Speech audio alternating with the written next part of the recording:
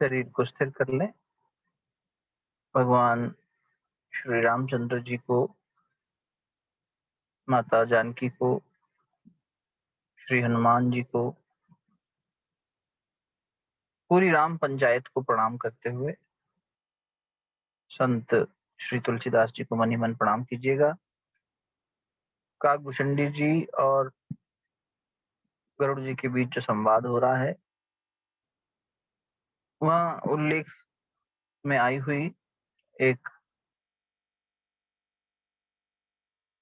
पंक्ति को, एक चौपाई को हम लोग आधार बनाकर भक्ति की महिमा पर बात कर रहे हैं। तो मनी मन उन्हें भी प्रणाम करते हुए पहले गुरु संरक्षण, गुरु आवाहन, गुरु मंत्र,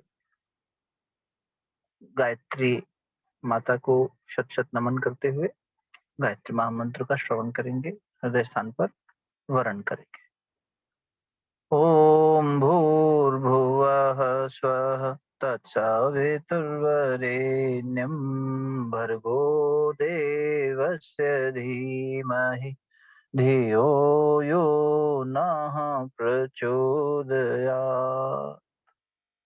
ओम गुरुर्ब्रह्मा गुरुर्विष्णु गुरुरेव महेश्वरः गुरु साक्षात् परब्रह्म तस्मै श्री गुरुवे नमः। अखण्डमण्डलाकारं व्याप्तं येन चराचरं तत्पदं दर्शितं येन तस्मै श्री गुरुवे नमः। मातृवत् लालयित्री च पितृवत् मार्गदर्शिका नमोऽस्तु गुरुसत्तायै श्रद्धा प्रज्ञायुता च या। ॐ आयातु वरदे देवी त्रयक्षरे ब्रह्मवादिनी गायत्री छन्दसां मातः ब्रह्मयोने नमोऽस्तुते ब्रह्मयोने नमोऽस्तुते।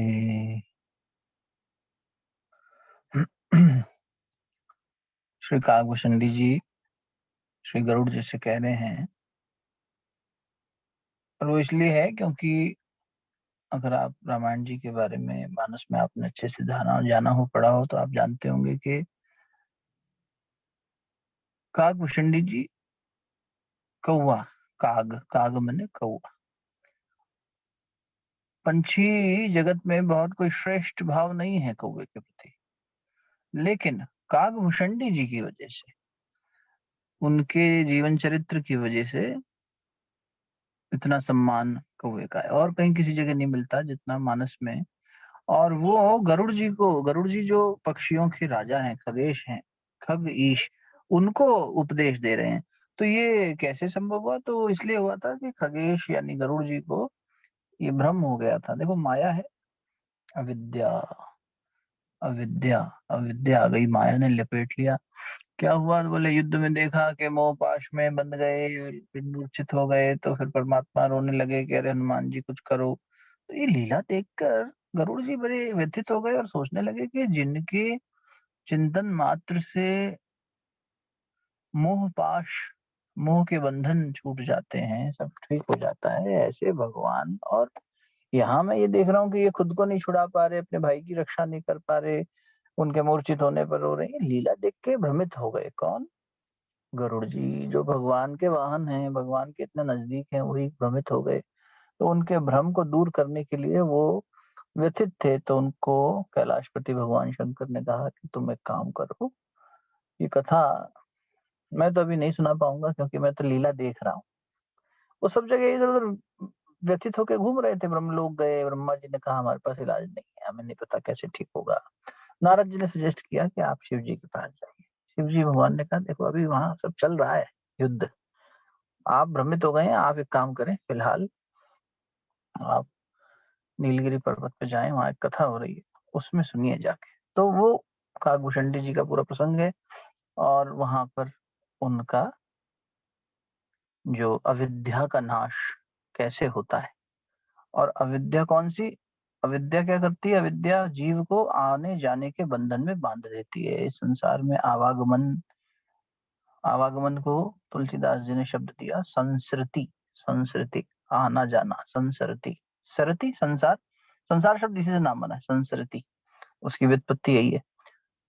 तो इस संसार में आना जाना, इसका आवागमन, इससे मुक्ति हो जाती है कब?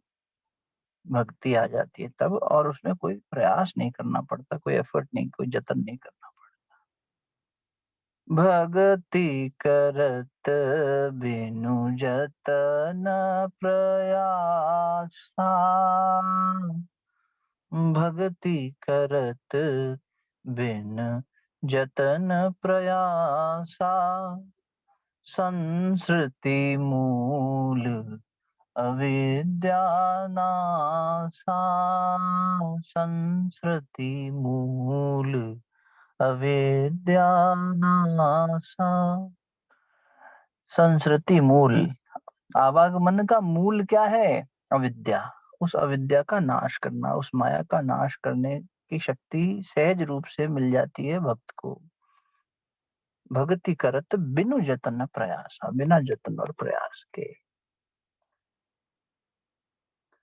तो भक्ति की ऐसी महिमा चल रही है और उसमें नवधा भक्ति के ऊपर चिंतन मनन हो रहा है कि माता शबरी से परमात्मा ने कहा, भगवान श्री राम ने, कि सावधान होकर अपने मन में इन बातों को स्थान दीजिए शबरी माता, जो मैं आपसे कहने जा रहा हूं। तो कौन सी भक्ति है सबसे पहली, बताओ जरा। प्रथम भगति, कहिए। संत का संग। संतन कर संगा। पहली भक्ति ये है कि संतों का संग करें। संतों का संग करना मतलब उनके देह के साथ संग मिल जाए तो और अच्छा, और नहीं तो ज्यादा इंपॉर्टेंट ये है कि उनके मन से अपना मन जोड़ लीजिए। जयंत को भगवान ने बाण उसके पीछे छोड़ दिया तिनके का बना के, तो जयंत इंद्र का बेटा था, भागने लगा इधर उधर। पहले तो पिता के पास ही गया, पिता ने कहा, अरे मेरे पास क्या करने आया, मेरे को कुछ नहीं पता कैसे छुटकारा मिलेगा। वो भागता रहा इधर से उधर, ब्रह्मलोक गया, वहां नहीं पता लगा, कैलाश गया, वहां नहीं पता लगा।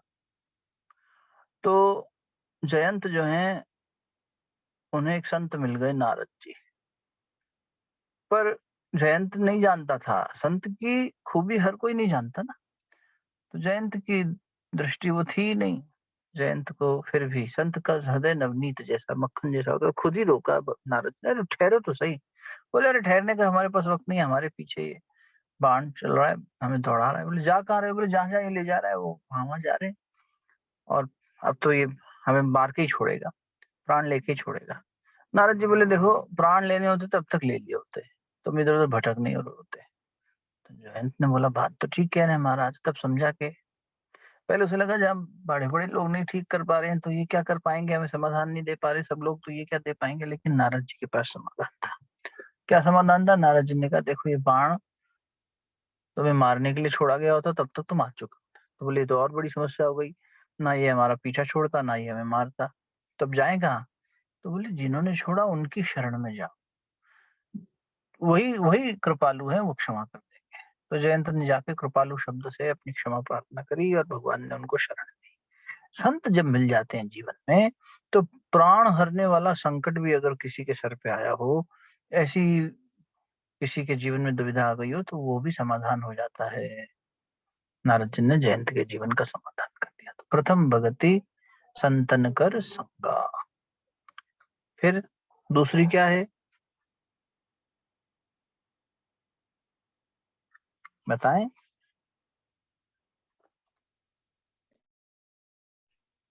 प्रयास करें, चिंतन तो चल ही रहा होगा पीछे।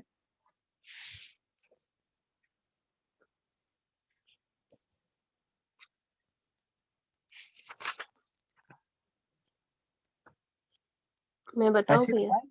हाँ हाँ हाँ, बिल्कुल बताएं। परमात्मा का कथा कीर्तन सुनते रहने का, चिंतन मनन करते रहने। हाँ, भगवान की कथा। देखो, संत भी भगवान है, संत भगवंत है, संत के हृदय में भी भगवान है। तो संत की सेवा करना भगवान की भक्ति हुई।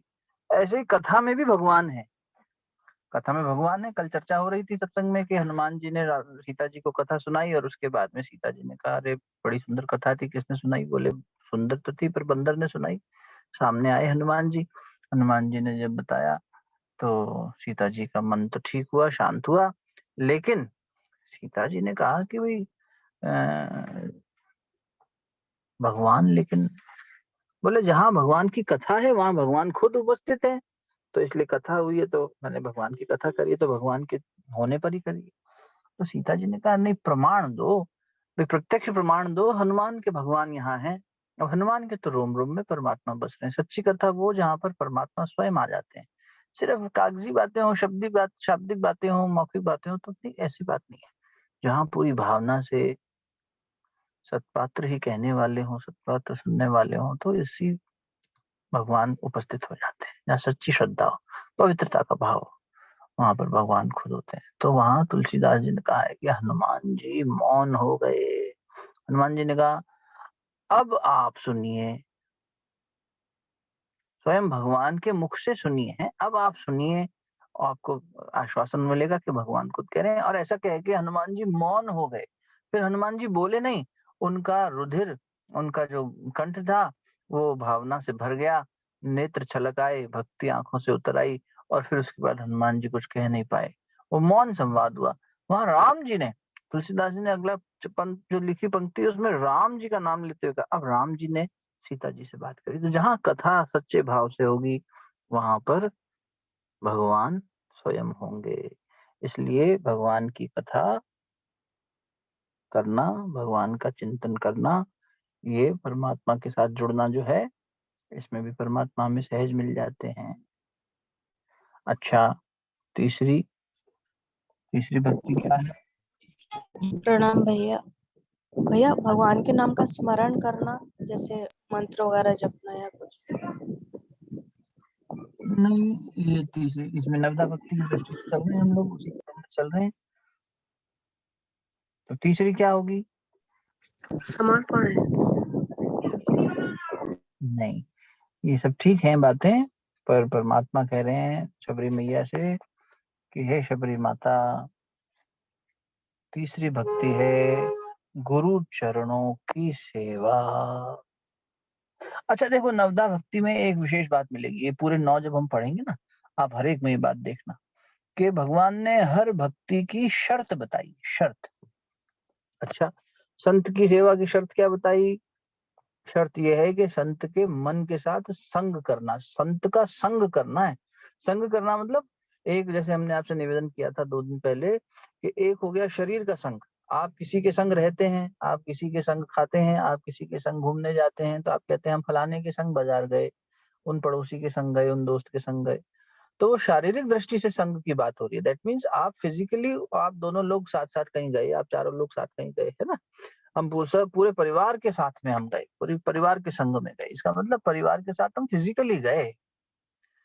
संत के साथ फिजिकली नहीं जाना, संत के मन के साथ संग करना है, उसमें रम जाना है, तो ये शर्त है। ठीक। अच्छा, अब दूसरी कथा, तो उसमें भी आया कि कथा में रुचि होनी चाहिए। हे शबरी मैया, मेरी कथा में रुचि होनी चाहिए, आया था ना शब्द, मम कथा, मेरी कथा में रुचि हो। अच्छा, अब तीसरी बात जो है गुरु चरणों की सेवा, तो वहां क्या शर्त लगाएंगे भगवान? वहां कहेंगे गुरु चरणों की सेवा अमान होकर, अमान होकर यानी मान रहित होकर, गुरु चरणों की सेवा मान रहित होकर। आप कहेंगे अरे गुरु चरणों की सेवा में तो हर व्यक्ति अहंकार शून्य होकर ही सेवा करता होगा। नहीं साहब, लालच होता है, गुरुजी वरदान दे दें, गुरुजी हम पे कृपा कर दें, गुरुजी की सेवा करने से ये हो जाएगा, समर्पण दिखाने से वो फायदा हो जाएगा, इससे फायदा, आध्यात्मिक लाभ भी नहीं देखता भक्त। कल आपसे निवेदन किया कि भक्त को ज्ञान भी सहज उपलब्ध हो जाता है, भरत जी के उदाहरण से देखा था। अब देखो, रावण शिष्य है, लेकिन कैसा शिष्य है? अभिमानी, अहंकारी, अभिमानी शिष्य है। रावण ने कभी शीश झुकाया ही नहीं, उसने सर काट के चढ़ा दिए शंकर जी के सामने, लेकिन झुकाया नहीं। ऐसा शिष्य है। एक बार बात आती है कि देवताओं के ऊपर रावण ने चढ़ाई कर दी, तो देवता भागे भागे फिरते, सबने कहा अरे भाई भागे भागे क्यों फिरते हो, तुम तो अमर हो।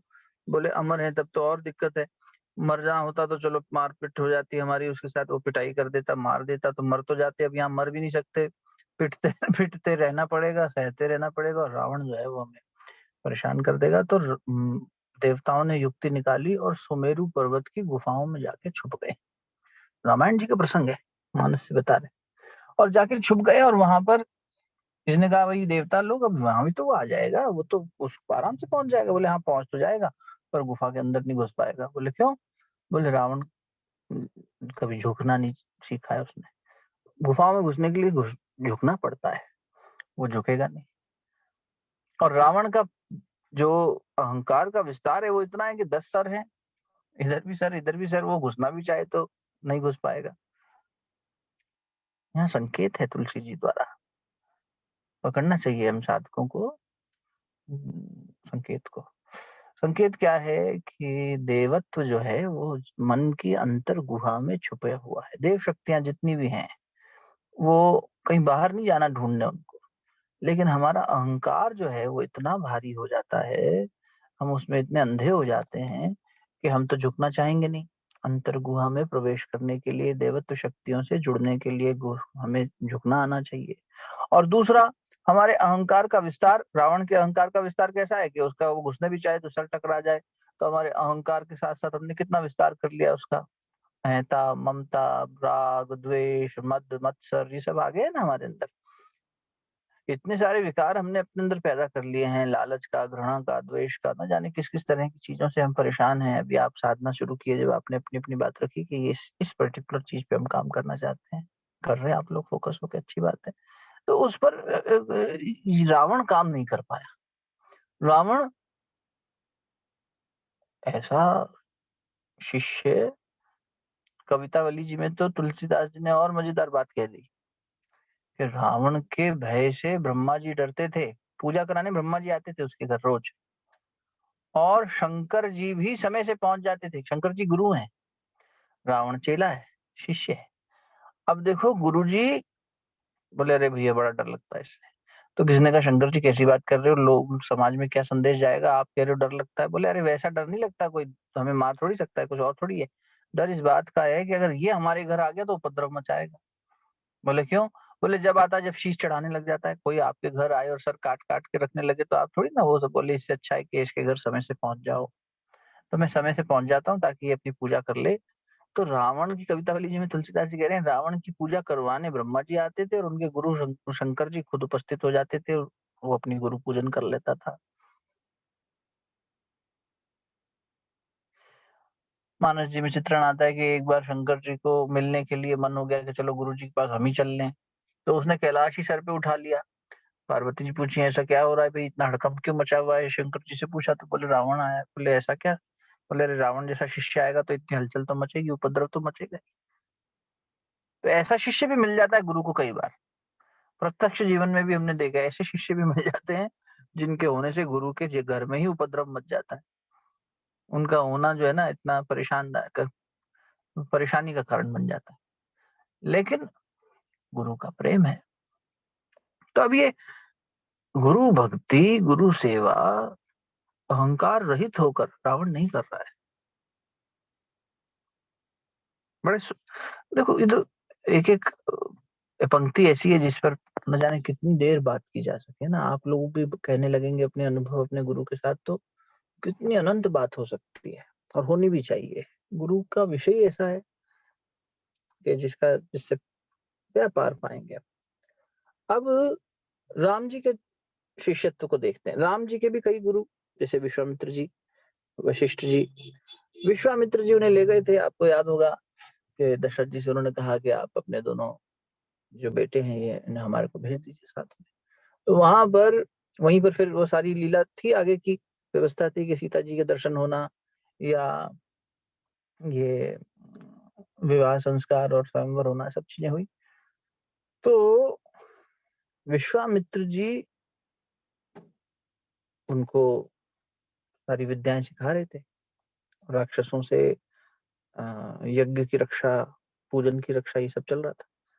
तो देखो विश्वामित्र जी लेटे हैं, रामचंद्र जी और लक्ष्मण जी पैर दबा रहे हैं। तो विश्वामित्र जी ने कहा बस बस बस, अरे बस हो गया हो गया हो गया।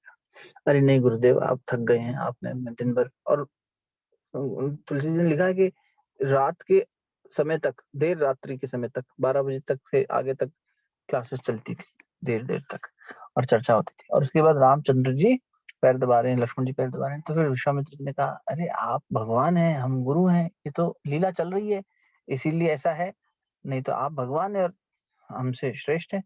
तो बोले नहीं, हम शिष्य हैं और समाज में संदेश भी ठीक जाना चाहिए और ये रीति भी होनी चाहिए। हम आपके पैर दबाएँगे, आपसे मिलकर। अच्छा, फिर क्या हुआ? रामचंद्र जी जब सोने गए तो लक्ष्मण जी पैर दबा रहे और वहाँ पद आता है कि तुलसीदास जी कह रहे हैं कि लक्ष्मण जी उठे।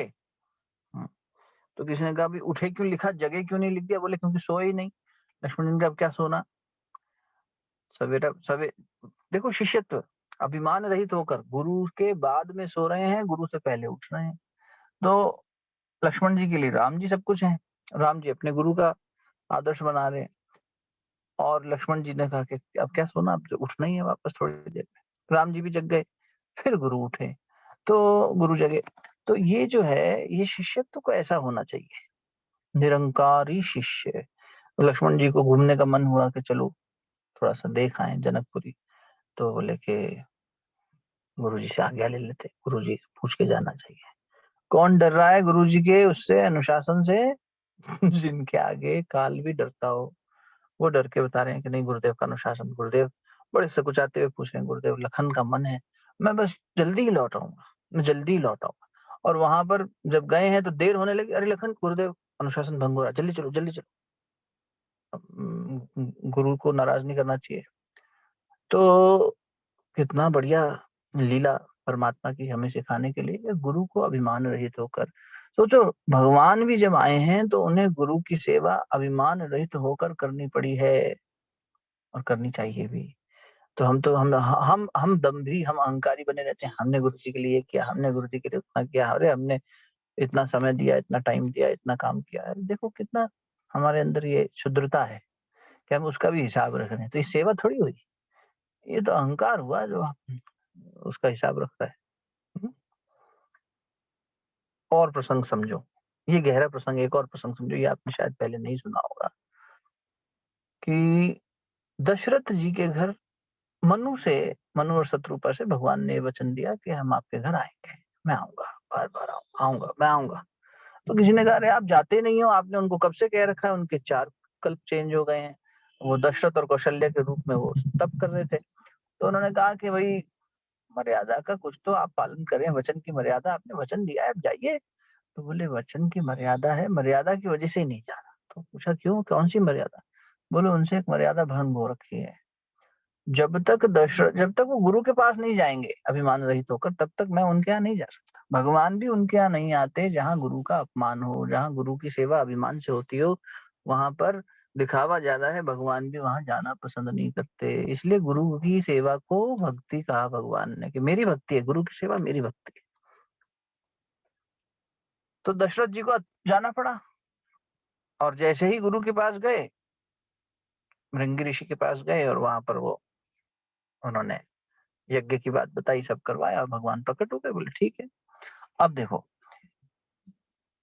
वैसे तो दशरथ जी के जीवन में भगवान आए और फिर चले गए, वनवास में चले गए। दशरथ जी के जीवन से राम जी के वनवास कर जाने के कई सारे कारण समझ में आते हैं और दिखते हैं कि चलो कैकेयी का वचन था या नारद जी का श्राप था। इस तरह की लीलाएँ जानी समझी, पढ़ी सुनी होंगी। एक और दृष्टिकोण से देखें अगर, एक सत्संग में एक संत महात्मा बता रहे थे कि इस तरह देखिए, प्रत्यक्ष के कई कारण दिखाई देते हैं पर परोक्ष का एक सबसे बड़ा कारण भगवान क्यों चले गए, क्योंकि दशरथ जी से गुरु का अपमान हो गया। दशरथ जी राजा हैं, चक्रवर्ती राजा। उनके गुरु कौन है? राजगुरु कौन है? बताएं। वशिष्ठ। वशिष्ठ जी। वशिष्ठ वैसे तो उपाधि है, वशिष्ठ उपाधि है, डेजिग्नेशन। वशिष्ठ तो अयोध्या के राजा दशरथ के गुरु वशिष्ठ। तो अब जो वशिष्ठ हैं, वशिष्ठ गुरुजी का अपमान कर दिया दशरथ जी ने। अरे कैसे अपमान कर दिया? तो दशरथ जी बेटे बड़े हो गए, बेटे बहुत बढ़िया से पढ़ाई करके आ गए दशरथ जी के यहाँ, ये वशिष्ठ जी के यहाँ से बहुत अच्छा, सब खुशी से।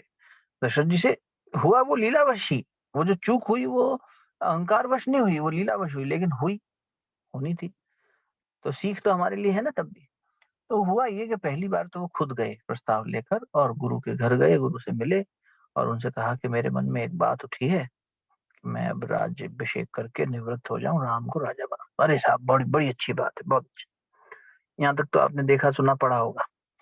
अब क्या हुआ, दूसरी बार जब ये बात तय हो गई और जब ये समय नजदीक आ गया कि राज्याभिषेक किया जाए, घोषणा हो गई कि कल सवेरे भगवान राम का राज्याभिषेक है, तब राम जी को उपदेश दिया जाए थोड़ा सा कि आगे कैसे राजपाट करना चाहिए, कैसा शील मर्यादा, ये सब। तो उन्होंने गुरु जी को बुलवा भेजा। गुरु को कभी बुलाया नहीं जाता, गुरु के यहाँ जाया जाता है। तो पहला तो ये भूल हुई कि उन्होंने गुरु के यहाँ एक सेवक को भेज दिया, हाँ भाई जाओ गुरु जी को बुला लो। अच्छा, लेकिन तब भी वहां थोड़ी सी ये हो जाती, चलो मान लिया व्यस्त रहे होंगे, नहीं जा पाए। पर एक भूल और हो गई, जब आए वशिष्ठ जी तो वशिष्ठ जी से उन्होंने क्या कहा, हाँ आप आइए आइए आइए, तो बैठने को भी नहीं कहा, उनसे कहा आप राम के भवन में जाके उसे उपदेश दे आई। अब देखो, मेरा बेटा राम, अब भूल गए हैं, सब भूल गए हैं। माया देखो कितनी प्रबल होती है। तुलसीदास जी ने व्यंग करते हुए शब्द लिखे हैं, तब नर नाह वशिष्ठ बुलाए। दूसरी बार जब बुलाया वशिष्ठ जी को उन्होंने अपने राजभवन में, तो क्या कह रहे हैं, तब नर नाह, नाह माने राजा, नरों के राजा ने, अब दशरथ नहीं कह रहे, और वशिष्ठ बुलाए। गुरु शब्द का प्रयोग नहीं कर रहे यहाँ तुलसीदास जी, बहुत सोच समझ के। तब नर नाह वशिष्ठ बुलाए। चलो, और फिर भी भूल सुधार नहीं कर रही। राम धाम सिख देन पठाए, राम को सीख दे दीजिए, कुछ पढ़ा दीजिए। जैसे ट्यूटर घर पे आता है और कोई लोग रेस्पेक्ट नहीं करते ना, बच्चों की ट्यूशन लगा देते, हाँ आइए हमारे बच्चे को पढ़ा दीजिए, बस ठीक, उतना ही। अरे पढ़ाने आया है, और अगर अच्छा गुरु आ रहा है तो निश्चित रूप से, वशिष्ठ आ रहे हो तो मतलब ये अपमान हो गया। राम जी ने बात संभाली, राम जी ने बात संभाली। जैसे ही राम धाम, जैसे ही वो पहुंचे, तो राम जी ने तुरंत जो पता लगा के अरे खुद आ रहे हैं, गुरु आगमनु सुनत रघुनाथा। जैसे ही रघुनाथ जी ने सुना कि गुरु का आगमन हुआ है, द्वार आई पद नायऊ माथा, द्वार पर आए सीता जी सहित और दंडवत प्रणाम कर दिया। अरे गुरु जी आ गए, ये कैसे, खबर थी नहीं, और पिताजी ने बुलवा भेजा है, ये कैसे हो गया, ये होना ही नहीं चाहिए था।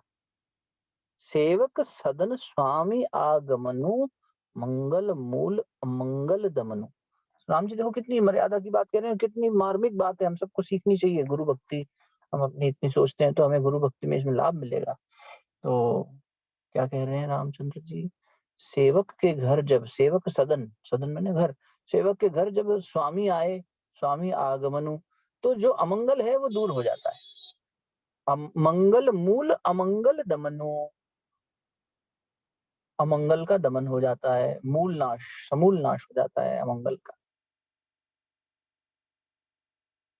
ये तो होता तो है, लेकिन यहाँ बात अनुचित हो गई। तदपि उचित जनु बोली प्रतीति, पाठ्यई काज नाथ असी नीति।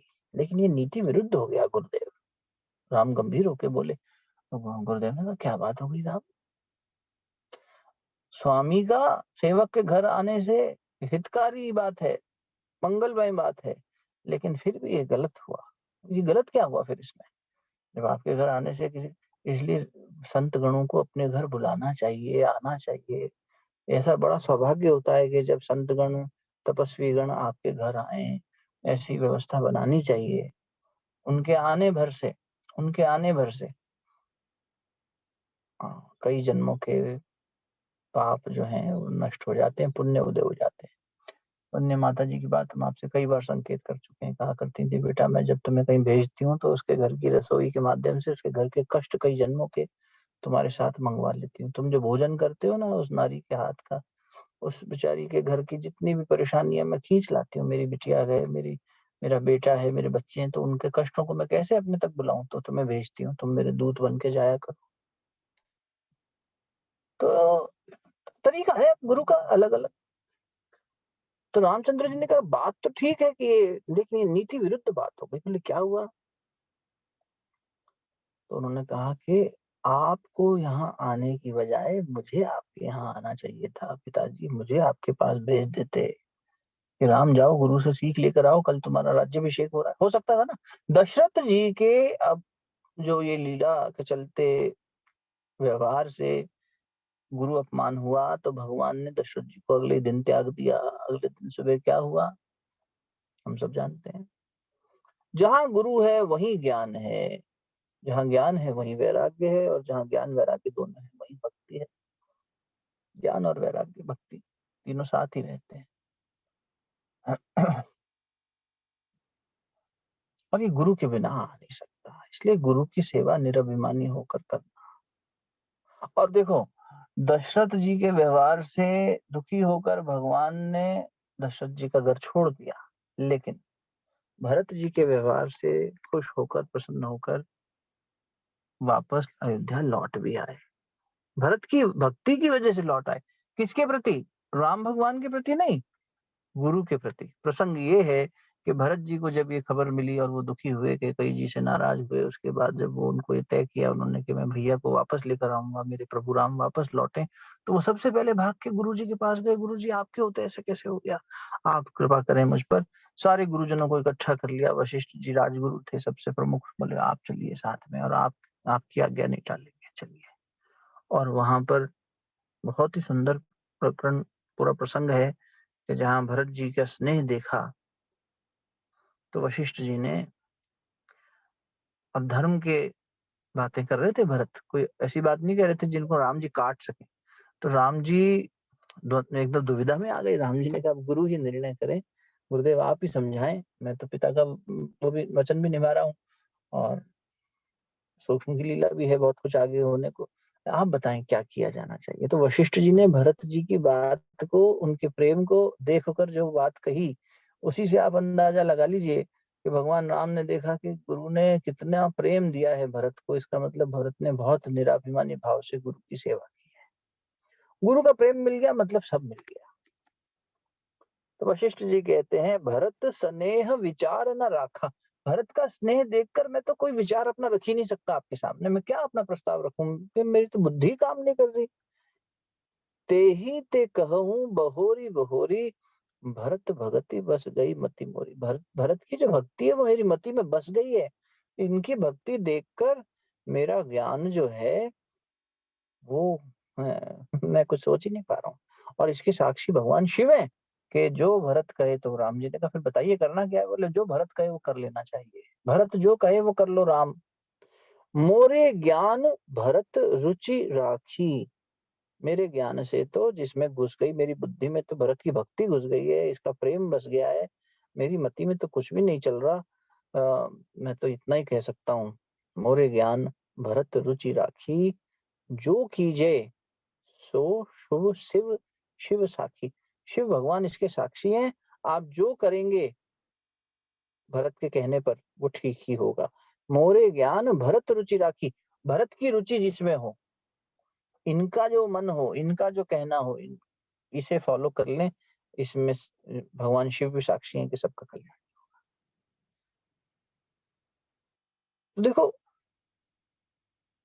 गुरु का भगवान ने देखा इतना इतना पक्ष भरत की बात का ले रहे हैं, मतलब भरत ने निश्चित रूप से गुरु को प्रसन्न रखा है। और गुरु प्रसन्न होता है निराभिमान से, निरंकारिता से, शिष्य की निरंकारिता से।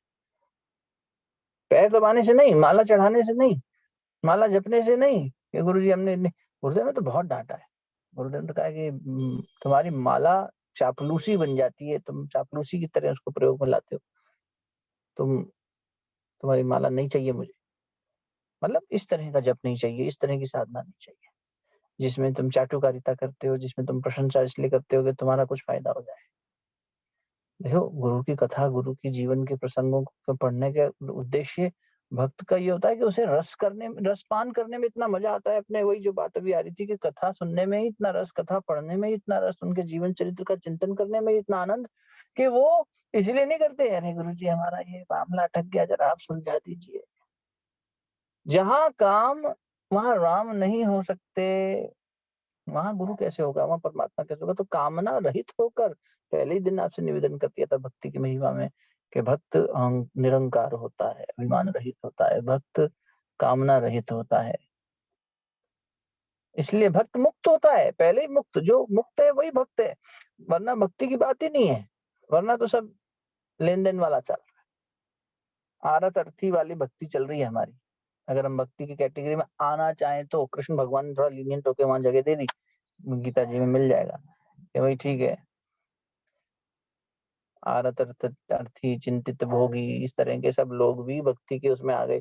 क्यों बोले, वो चलो कम से कम भगवान का नाम तो लेते हैं, लीनियंसी दिखाती, वरना तो भक्ति की परिभाषा यही है, जो विभक्त ना हो, जो निरंकार हो, निरंकारी हो, है ना। तो ऐसी जो है गुरु सेवा की जाए, तब जो है इसे भक्ति की श्रेणी में रखा जाएगा। रावण की गुरु भक्ति नहीं है। भगवान राम ने अपने जीवन प्रसंग से वशिष्ठ जी के जीवन के और विश्वामित्र जी के संदर्भ में कई जगह ऐसे प्रमाण दिए हैं जहाँ किस प्रकार गुरु भक्ति की जानी चाहिए। आगे भी अहिल्या माता से मिलते हैं और गुरुजनों से मिलते हैं, सबसे तो एकदम उनके अनुशासन में रहते हुए भगवान ने अपने भगवत स्वरूप को बाद में रखा। और मर्यादा मर्यादा मर्यादा मर्यादा, इस बार के अंतर्नाद वाले न्यूज़लेटर में भी हमने आपके सामने ये बात रखी थी, और परम पूज्य गुरुदेव के शब्द थे वो अखंड ज्योति से के भगवान राम का स्वरूप जो है वो मर्यादा का स्वरूप है और मनुष्यता के सबसे नजदीक है। कृष्ण का जो लीला संवरण हुआ, भगवान कृष्ण के रूप में जब परमात्मा सत्ता आई या बुद्ध के रूप में आई, तो अलग अलग जगह जो है आप देखेंगे रोल्स अलग अलग थे, लेकिन मनुष्यता के सबसे नजदीक जो जीवन जीने की परिपाटी और कला सिखाता हो, कृष्ण भगवान के जीवन से सीखने में बहुत सारे उस तरह के द्वंद आ जाते हैं। लोग इस तरह के पूछते भी, अरे वो तो माखन भी चुरा लेते थे, वो तो ये भी कर लेते थे। जीवन को जीने का मर्यादा और ढंग क्या होनी चाहिए, अनुशासन क्या होना चाहिए, ये अगर भगवान के अलग अलग स्वरूपों में से कहीं देखना हो और उसमें सारी बातों का समावेश देखना हो, तो वो भगवान श्री राम के जीवन से दिखता है। इसलिए इतनी गहरी छाप है। तो गुरु पद पंकज सेवा, तीसरी भक्ति अमान। गुरु पद पंकज सेवा, तीसरी भक्ति अमान। और चौथी जिसमें कल बात करेंगे, उसमें आएगा भगवान के गुणों का गान करना। चौथी भक्ति मम गुण गण करई कपट तजी गान। वहां पे भी कपट तो त्यागना पड़ेगा। यहाँ ये क्या अमान मान त्यागने की बात आई, चौथी में शर्त लगा देंगे कि कपट, मुझे छल प्यारा नहीं है। लक्ष्मण सबको बता रहे हैं भगवान लक्ष्मण जी के माध्यम से कि मुझे छल प्यारा नहीं है। तो भगवान को छल कपट प्यारा नहीं है, उस पर बात कल करेंगे। आज की बात इतनी रखते हैं कि ऐसी भक्ति है, कैसी भक्ति, तो समर्पण भाव से हो वो भक्ति, बिना किसी एफर्ट के हमारे आवागमन की मूल अविद्या का नाश कर देती है। ठीक है ना। मंगल भवन मंगल हारी, द्रवहु सुदशरथ अजर बिहारी, दीन दयाल बिरज संभारी, हरहु नाथ मम संकट भारी, कयहु नाथ अस मोर प्रणामा, सब प्रकार प्रभु पूरण काम। जय सिया राम, जय जय सिया रामा, जय लक्ष्मण जय जय हनुमान। मंगल भवन अमंगल हारी, भगति करत बिनु जतन प्रयासा, संस्कृति मूल अविद्या नाशा।